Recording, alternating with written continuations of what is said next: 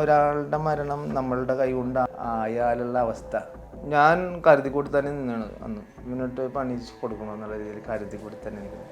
കളരി ആയിരുന്നു അപ്പച്ചൻ, expert master ആയിരുന്നു. പക്ഷേ ഞങ്ങൾ ആരെയും പഠിപ്പിച്ചിട്ടില്ല. അപ്പച്ചൻ്റെ ഇതെല്ലാം ഇല്ലാണ്ടാക്കിയത് ഒരു വില്ലനാണ്. ബിനീഷ് ചേട്ടൻ അനിയനാണല്ലേ? അവൻ ഒരുപാട് കഷ്ടപ്പെടുന്നുണ്ടായി. വീട്ടിൽ നിന്ന് കരയണ ഞാൻ കേട്ടിട്ടുണ്ടാവും. ഇപ്പോൾ ലൊക്കേഷനിൽ വെച്ച് ഇവന് ഡയലോഗ് പറയാൻ പറ്റാഞ്ഞിട്ട് ഡയറക്ടർ ഭയങ്കരമായിട്ട് അവനെ അധിക്ഷേപിച്ചായിരുന്നു.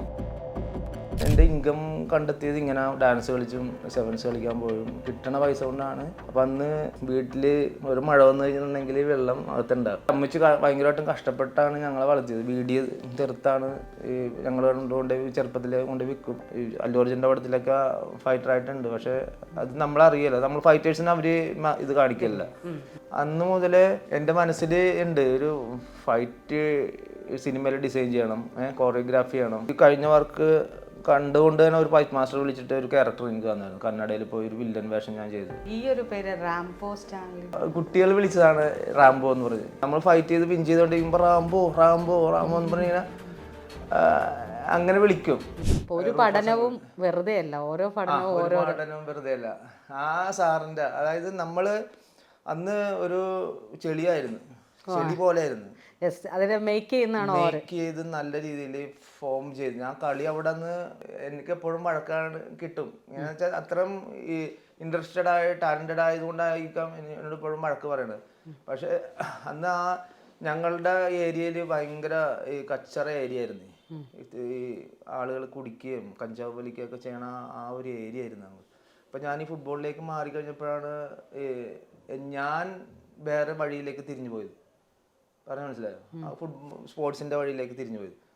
അപ്പൊ എൻ്റെ സ്വഭാവം അതുപോലെ തന്നെ ആ ഈ രീതിയിലേക്ക് മേക്ക് ആയി. നമ്മുടെ കോച്ച് ഈ റൂഫസ് അങ്കിൾ സ്വാധീനം ചെയ്തിട്ടുണ്ട്.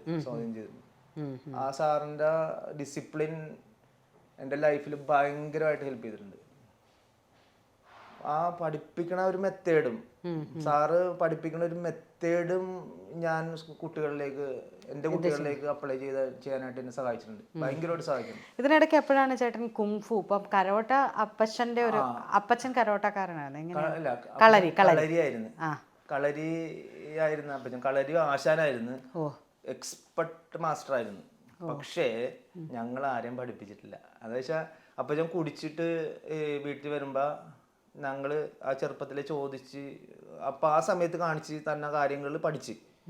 അപ്പച്ചൻ നല്ലൊരു പാട്ടുകാരനായിരുന്നു. പക്ഷേ അപ്പച്ചൻ്റെ ഇതെല്ലാം ഇല്ലാണ്ടാക്കിയത് ഒരു വില്ലനാണ്. ആരായിരിക്കും? Very good. താങ്കളുടെ തലയിൽ നല്ല താമസമുണ്ട്. അപ്പച്ചന് ആൽക്കഹോളിന് അഡിക്റ്റ് ആയിരുന്നു.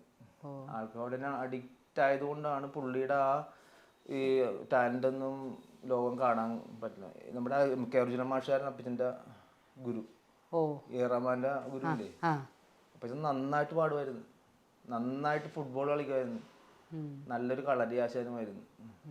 അപ്പച്ചൻ കൈ വെച്ച് കഴിഞ്ഞിട്ടുണ്ടെങ്കിൽ രോഗം, ഞങ്ങളുടെ പാരമ്പര്യമാണത്, ഈ വിഷകാരികളായിരുന്നു. ഞാനും അതുപോലെ തന്നെ ഈ നമ്മുടെ സലീം കുമാറിൻ്റെ സലീമേട്ടനെയൊക്കെ ഞാൻ ട്രീറ്റ് ചെയ്തിട്ടുള്ള. അങ്ങനെ ഇപ്പം പറയാനൊരു അവസരം വന്നപ്പോൾ പറഞ്ഞു മാത്രമേ ഉള്ളൂ. എൻ്റെ പെങ്ങള് ചെയ്യുന്നുണ്ട് അപ്പച്ചൻ്റെ ഫോളോ അപ്പ് ട്രീറ്റ്മെൻറ്റ് ചെയ്യുന്നുണ്ട്. ഞങ്ങൾക്കൊരു പുണ്യമുണ്ട്, അതുള്ളതാണത്. കൈ തൊട്ടാൽ മതി, അത് ഒഴിഞ്ഞു മാറ്റേണ്ടതാണ്. പക്ഷേ ഒരു കൈപ്പുണ്യമുണ്ട്, അതിലൊരു ദൈവികമായിട്ടുള്ള ഒരു ഇതുണ്ട് അതിൽ. അപ്പച്ചന് ആ സമയത്ത് ഇങ്ങനെ കളരി ഇങ്ങനെ ബേസ് പഠിപ്പിച്ചിട്ടുണ്ട് ഞങ്ങളെ. അപ്പം അങ്ങനെ ഡെവലപ്പ് ചെയ്ത് പഠിച്ചു വന്നതാണ് കളരിയൊക്കെ. അപ്പച്ചൻ്റെ കോൺട്രിബ്യൂഷൻ അതായിരുന്നു. എന്ന് വെച്ചാൽ അപ്പച്ചനായിരുന്നു എല്ലാം. പക്ഷെ അപ്പച്ചൻ്റെ ബ്ലഡാണ് എനിക്ക് കിട്ടിയേക്കുന്നത്, അപ്പച്ചൻ്റെ ആ ഒരു സ്വത്വമാണ് എനിക്ക് കിട്ടിയേക്കുന്നത്. പിന്നെ ഒന്നും വേണ്ട, ഒന്നും പഠിപ്പിക്കേണ്ട ആവശ്യമില്ല. പഠിപ്പിച്ച് തന്നില്ലെങ്കിലും അപ്പച്ചൻ്റെ സത്വമാണ് ഞങ്ങൾക്ക് എല്ലാവർക്കും കിട്ടിയത്. ഒന്നും വേണ്ട. സെബാസ്റ്റ്യൻ എന്നാണ് പേര്, സെബാസ്റ്റ്യൻ എന്നാണ് അറിയപ്പെടുന്നത്. അപ്പച്ചൻ ഒരുവിധം ഫേമസ് ആയിരുന്നു അവിടെ. പക്ഷെ അപ്പച്ചൻ അന്ന് പറയുമായിരുന്നേ, നിനക്കൊക്കെ ഒന്നും പഠിപ്പിക്കേണ്ട ആവശ്യമില്ലടാ, നിങ്ങളിൽ അതുണ്ട്, കണ്ടെത്തിയാൽ മതി എന്ന് പറയും. പക്ഷെ അത് 100% കറക്റ്റാണ്. 100% കറക്റ്റാണ്. എന്ന് വെച്ചാൽ നമ്മൾ എറിയണ സ്ഥലത്ത് കൊള്ളും. ആ രീതിയിൽ ഇപ്പോൾ ഒരു കാര്യം പഠിക്കാൻ ചെന്ന് കഴിഞ്ഞാൽ അത് നമ്മളുടെ മനസ്സ് അങ്ങോട്ട് കാർന്ന് പിടിക്കും. എന്നിട്ട് അത് പഠിച്ചെടുക്കും. അത് അങ്ങനത്തെ ഒരു രീതിയിലേക്ക് പോകാൻ കാര്യം അപ്പച്ചൻ്റെ ഇത് തന്നെയാണ്. അത് ചില ഇത് പറയുന്ന ഒന്നും പഠിപ്പിച്ചെന്നില്ലെങ്കിലും ഇട്ടിട്ട് പോയേക്കണം അതിൻ്റെ എസൻസ് അല്ല. ചേട്ടന് ഈ ലുക്കിൽ ഇപ്പം നമ്മൾ ചേട്ടൻ ഒരു സ്റ്റൺ മാസ്റ്ററാണ് ഇപ്പോൾ. അപ്പം ലുക്കിൽ തന്നെ ഭീകരൻ അല്ലെങ്കിൽ ഇങ്ങനെ വെക്കുമ്പോൾ തന്നെ ലുക്കാണ്, മാസ് ലുക്കാണ്, ഭീകരനല്ല മാസ് ലുക്കാണ്.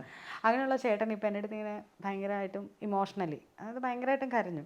അപ്പം ചേട്ടൻ ഇത്രയും ഇമോഷൻസ് ചെറുതിലേ മുതൽ ക്യാരി ചെയ്യുന്നതാണോ, അതോ ഒരു ഇടത്ത് ചേട്ടൻ്റെ വായിച്ചത് കിക്ക് ബോക്സിങ് പഠിച്ചിട്ട് ചേട്ടൻ നാഷണൽ പ്ലെയറായിട്ട് കളിച്ചുകൊണ്ടിരിക്കുമ്പോൾ ബോക്സ് ചെയ്ത് എതിരെ നിന്ന ആൾ കോമയിലേക്ക് പോയി, അതിൽ പിന്നെ ചേട്ടൻ ബോക്സിങ് ചെയ്തിട്ടില്ല എന്ന് പറഞ്ഞു.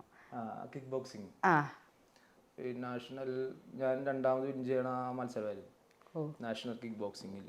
അന്ന് ആ സമയത്തൊക്കെ എനിക്കൊരു 24 വയസ്സ് ആ സമയത്തായിരുന്നു.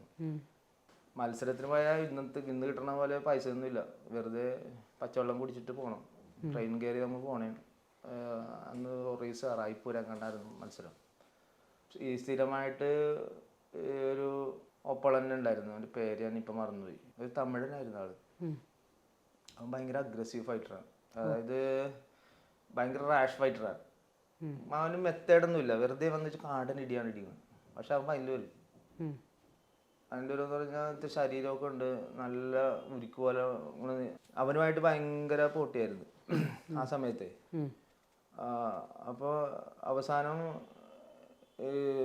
2 ബൗട്ടിൽ നടക്കണേ, ഈ സെമിയും 2 ബൗട്ടിൽ 2 പൂളായിട്ട് നടക്കണേ മത്സരം. അപ്പോൾ അവസാനം ഇവൻ ഫൈനൽ വന്നു.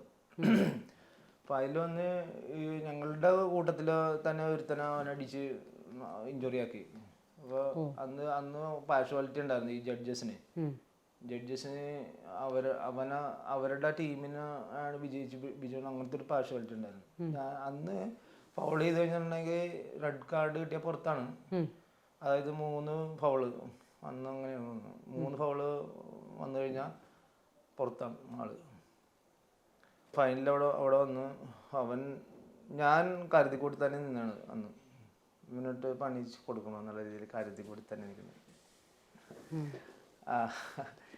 ഫസ്റ്റ് അറ്റാക്ക് കയറുന്നതിന് ഫ്ലൈ ചെയ്തൊരു ഫ്ലൈയിങ് സ്നാപ്പ് കിക്ക് കൊടുത്തു, ബ്ലഡ് കൊണ്ട് അടിച്ച് താഴെ വിടും. എഴുന്നേറ്റില്ല, ബ്ലഡൊക്കെ വന്ന് വായുന്നു.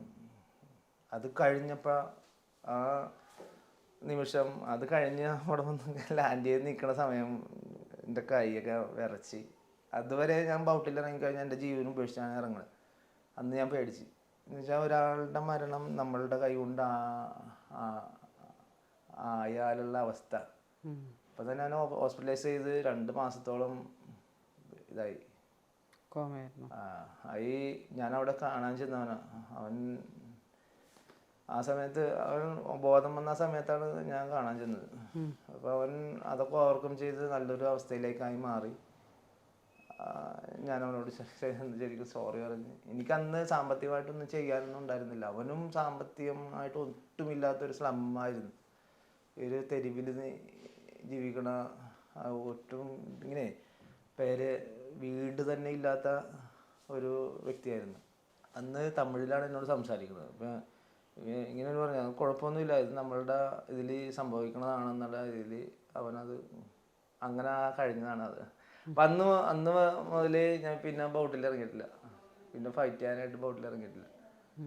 നന്നായിട്ട് പ്രാക്ടീസ് ചെയ്യും, ഇത് ട്രെയിനിങ് ഒക്കെ കൊടുക്കും. പക്ഷേ ഈ ബൗട്ടിൽ ഇറങ്ങാനായിട്ട് അന്നത്തെ ആ ഇതിൽ ഒരു ശബ്ദം എന്ന് പറഞ്ഞ പോലെ എനിക്ക് പിന്നെ തോന്നണില്ല ബൗട്ടിലേക്ക് ഇറങ്ങാനായിട്ട്.